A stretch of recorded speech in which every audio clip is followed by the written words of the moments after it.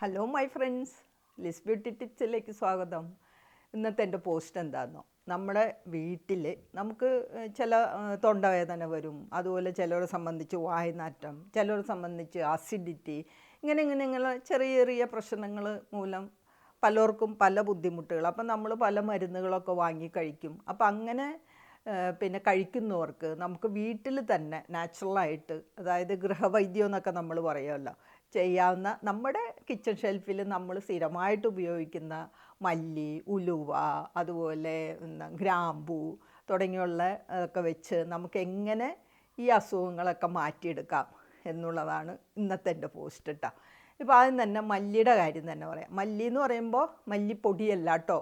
ഇന്നത്തെ പിള്ളേർ മല്ലി കണ്ടിട്ടുണ്ടോ എന്ന് എനിക്ക് അറിഞ്ഞൂടെ, എല്ലാവരും പൊടിയല്ലേ വാങ്ങുന്നത്. അപ്പോൾ നമുക്ക് മല്ലി സീഡ്സ് വാങ്ങി കഴുകി ഉണക്കി നമുക്ക് എടുത്തു വെച്ചേക്കണം. അപ്പോൾ എല്ലാ ദിവസവും നമ്മൾ ഒരു സ്പൂൺ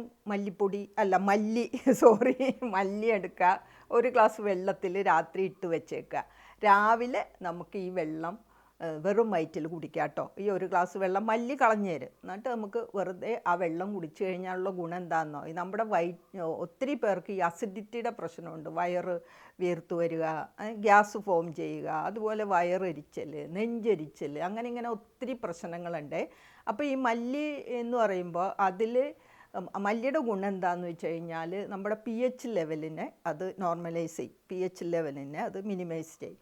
അപ്പോൾ അത് ആൽക്കലിൻ എന്നുള്ളൊരു പ്രോപ്പർട്ടിയാണ് ഇത് എടുത്തു പറയാനുള്ളത് മല്ലിയിൽ. ഇത് നമ്മുടെ ഈ നമ്മുടെ ശരീരത്തിലുണ്ടാകുന്ന ഈ അസിഡിറ്റി, അതുപോലെ അങ്ങനെ നമുക്ക് ശരീരത്തിൽ ഇങ്ങനെ നമ്മുടെ വയറിൽ ഫോം ചെയ്യണ ഈ പ്രശ്നങ്ങൾക്കൊക്കെ ഈ ആൽക്കലിൻ, അതായത് pH ലെവല് നമുക്ക് അതിൻ്റെ മിനിമൈസ് ചെയ്യുമ്പോൾ ഉള്ള ഗുണം എന്താണെന്ന് വെച്ച് കഴിഞ്ഞാൽ ഇതെല്ലാം നമുക്ക് കുറഞ്ഞു കിട്ടും. അപ്പോൾ രാവിലെ തന്നെ നമ്മളിത് കുടിക്കുക. പിന്നെ നമ്മൾ ഈ മല്ലി വെള്ളം കുടിക്കുന്ന ഒരു പരിപാടി ഉണ്ടല്ലോ, വെള്ളം തിളപ്പിക്കണതിൽ മല്ലി ഇട്ടിട്ട് നമ്മൾ കുടിക്കാറുണ്ട്. ഈ വേനൽക്കാലത്തൊക്കെ മല്ലി വെള്ളം കുടിക്കും, ഈ ശരീരം തണുക്കാൻ. അതുപോലെ നമ്മുടെ ശരീരം കൂളാവുന്നതിനും ഈ മല്ലി വെള്ളം നല്ലതാണ്. ഇതാണ് ആദ്യം എനിക്ക് നിങ്ങളോട് പറഞ്ഞു തരാനുള്ള ഒരു ഗൃഹവൈദ്യം. ഓക്കെ. രണ്ടാമത് ഉലുവ വെള്ളമാണ്. ഉലുവ എന്ന് പറയുമ്പോൾ ഉലുവ നമ്മുടെ വായിലും ഈ വായ്നാറ്റത്തിനാണ് കേട്ടോ, വായ്നാറ്റം അകറ്റുന്നതിനാണ് ഉലുവ നല്ലത്. ഉലുവയെ സംബന്ധിച്ച് പറയുകയാണെങ്കിൽ ഇതിൽ അടങ്ങിയിരിക്കുന്ന വൈറ്റമിൻസും മിനറൽസും എല്ലാം ഉലുവ വെള്ളം കുടിക്കുന്നതുകൊണ്ട് ഒത്തിരി ഗുണങ്ങളുണ്ട്. അത് ഞാൻ മുന്നേ പറഞ്ഞിട്ടുണ്ട്. ഇതിപ്പോൾ വായ്നാറ്റമുള്ളവർക്ക്, അപ്പോൾ വായ്നാറ്റം എന്ന് പറയുമ്പോൾ മിക്കവാറും ഈ ഡൈജഷൻ ശരിയാവാത്തതാണ് ഈ വായ്നാറ്റത്തിന് കാരണം കേട്ടോ. അപ്പോൾ നമ്മുടെ ഉമിനീര് ഒക്കെ ബാഡ് സ്മെല്ലൊക്കെ ആവും. അപ്പോൾ ഈ ഉമിനീരും വയറിലുള്ള പിത്തരസങ്ങളെയൊക്കെ കുറയ്ക്കുന്നതിന് ഈ ഉലുവയ്ക്ക് കഴിയും. ഓക്കെ. ഉലുവയിൽ അടങ്ങിയിരിക്കുന്ന വൈറ്റമിൻസും മിനറൽസും എല്ലാം ഈ പിത്തരസം കുറയ്ക്കുക. അപ്പോൾ തന്നെ നമ്മുടെ വായിലും വയറിലൊക്കെ ഉള്ള പിത്തരസം കുറയുമ്പോൾ തീർച്ചയായിട്ടും ആ വായ്നാറ്റത്തിനൊരു ശമനം കിട്ടും. അപ്പോൾ വായ്നാറ്റം ഉള്ളവർ ഉലുവയിട്ട് എല്ലാ ദിവസവും രാത്രി ഇതുപോലെ തന്നെ ഒരു ഗ്ലാസ് വെള്ളത്തിൽ ഒരു സ്പൂൺ ഉലുവ ഇട്ട് വെക്കുക. എന്നിട്ട് അത് നേരം വെളുക്കുമ്പോൾ ഈ ഉലുവ കഴിക്കേണ്ട കാര്യമില്ല, ഉലുവ വെള്ളം നമുക്ക് കുടിക്കാം. ഓക്കെ. അങ്ങനെ നമുക്ക് ഉലുവ വെള്ളം ഇങ്ങനെ വായ്നാറ്റം ഉള്ളവർക്കും പ്രയോജനപ്പെടും. അടുത്തത് എനിക്ക് പറയാനുള്ളത് എന്താണെന്നോ, ഗ്രാമ്പുവാണ്. ഗ്രാമ്പുവിനെ കുറിച്ച് ഇപ്പോൾ ഞാൻ ഒത്തിരി വീഡിയോ ഇട്ടിട്ടാണ്. വളരെ നല്ലതാണ് ഗ്രാമ്പു. ഈ ഗ്രാമ്പു ഇന്ന് ഞാൻ പറയുന്നത് തൊണ്ടവേദനയ്ക്ക് നല്ലതാണ്.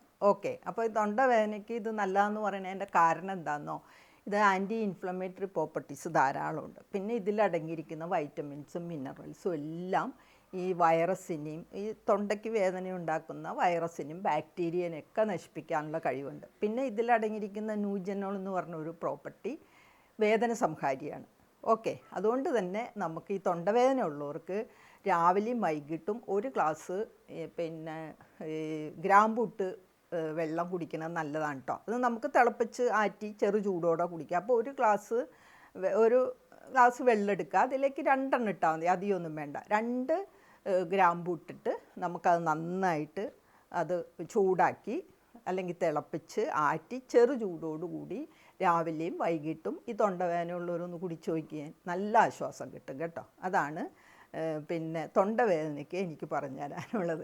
ഇനി അടുത്തതായിട്ട് ചിലവരുണ്ടല്ലോ വല്ലാണ്ട് വെള്ളറിയിരിക്കും അല്ലേ. പലരും പറയും അയ്യോ ഇതെന്താ വെള്ളറിയിരിക്കണേന്ന് നമ്മുടെ അടുത്ത് ചോദിക്കാറുണ്ട്. അത് നമ്മുടെ ബ്ലഡ് കുറയുമ്പോഴാണ് നമ്മുടെ മുഖമൊക്കെ വെള്ളറി മഞ്ഞപ്പൊക്കെ ബാധിക്കണം. അപ്പം നമുക്കിങ്ങനെ അങ്ങനെ നമുക്ക് വിളർച്ച തോന്നുകയാണെങ്കിൽ ഏറ്റവും നല്ലത് ഉണക്കമുന്തിരിയാണ്. ഉണക്കമുന്തിരി നമുക്ക് തലേന്ന് ഒരു ഗ്ലാസ് വെള്ളത്തിൽ ഒരു 10 അല്ലെങ്കിൽ ഒരു 8 ഇട്ട് അവിടെ വെച്ചിരിക്കുക.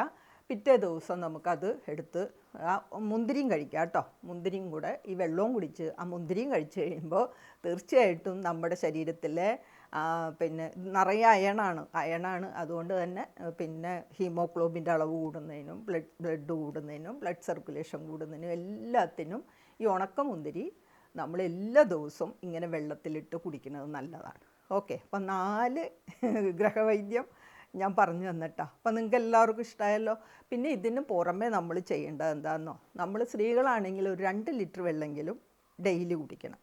പിന്നെ പുരുഷന്മാരാണെങ്കിൽ 3 ലിറ്റർ വെള്ളമെങ്കിലും ഡെയിലി കുടിക്കാൻ ശ്രമിക്കണം. അപ്പോൾ ഇതുകൊണ്ടുള്ള ഗുണം എന്താണെന്ന് വെച്ച് കഴിഞ്ഞാൽ നമ്മുടെ ശരീരത്തിലെ ഓക്സിജൻ ഫ്ലോ കൂടും. ഓക്സിജൻ ഫ്ലോ കൂടുമ്പോൾ ബ്ലഡ് സർക്കുലേഷൻ കൂടും. അപ്പോൾ ഈ സെൽസിലേക്ക് നമ്മുടെ പോഷകങ്ങളൊക്കെ എത്തിച്ചേരാനായിട്ട് ഏറ്റവും ആവശ്യമാണ് വെള്ളം.